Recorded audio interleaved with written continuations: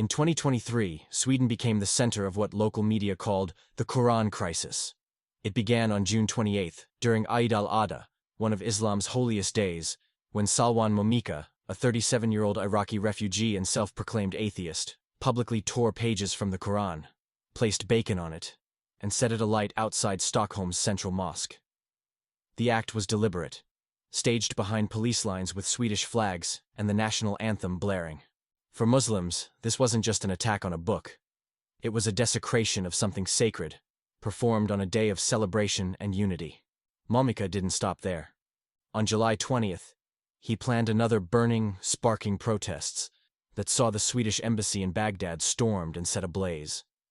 Other incidents followed, including burnings by Momika and his associate Salwan Najam outside Stockholm's royal palace and in Malmö.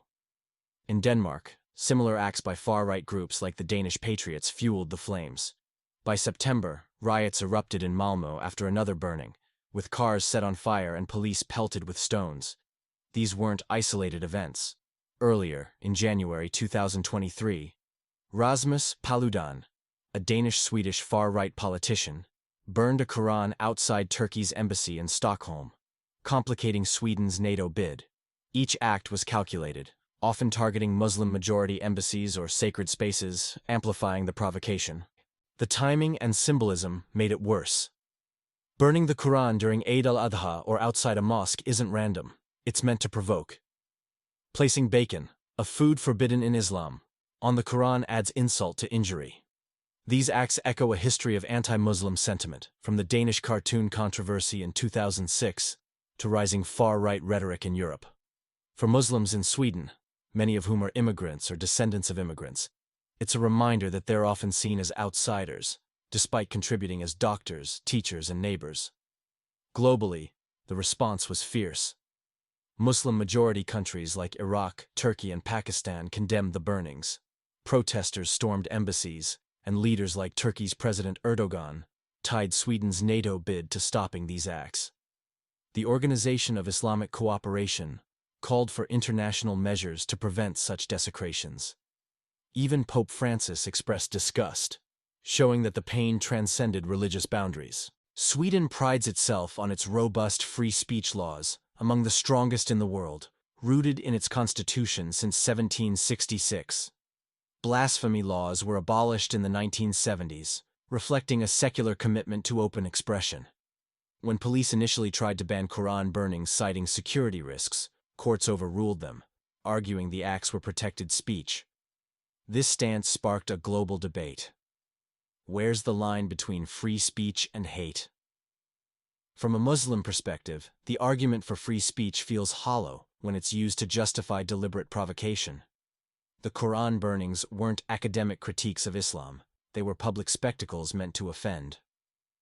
Swedish Muslims like Imam Mahmoud Kalfi argued these acts have nothing to do with freedom of expression, but instead fuel division and danger. Yet, some defend the burnings as a test of free speech. Critics argue that banning them risks a slippery slope toward censorship. Sweden's government, led by Prime Minister Ulf Kristersson, condemned the burnings as Islamophobic, but resisted changing free speech laws, instead exploring ways to limit protests on security grounds. This balancing act is tricky, protecting liberties while addressing the real harm felt by Muslims. The Quran burnings had far-reaching consequences. Sweden's image shifted from a tolerant nation to one perceived as hostile by many Muslims. Diplomatic ties with Iraq frayed, with the Swedish ambassador expelled and businesses banned. Turkey delayed Sweden's NATO membership, citing insufficient action against anti-Muslim acts. In August 2023, Sweden raised its terror threat level to high due to fears of retaliatory attacks.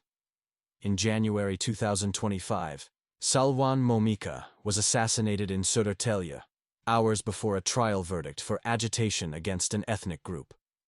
While his actions caused pain, his death, celebrated by some online, highlighted a dangerous cycle of hatred. Violence begets violence, and no one wins. As Muslims, we're taught to respond to provocation with patience and wisdom. The Quran itself says, "Repel evil with that which is better."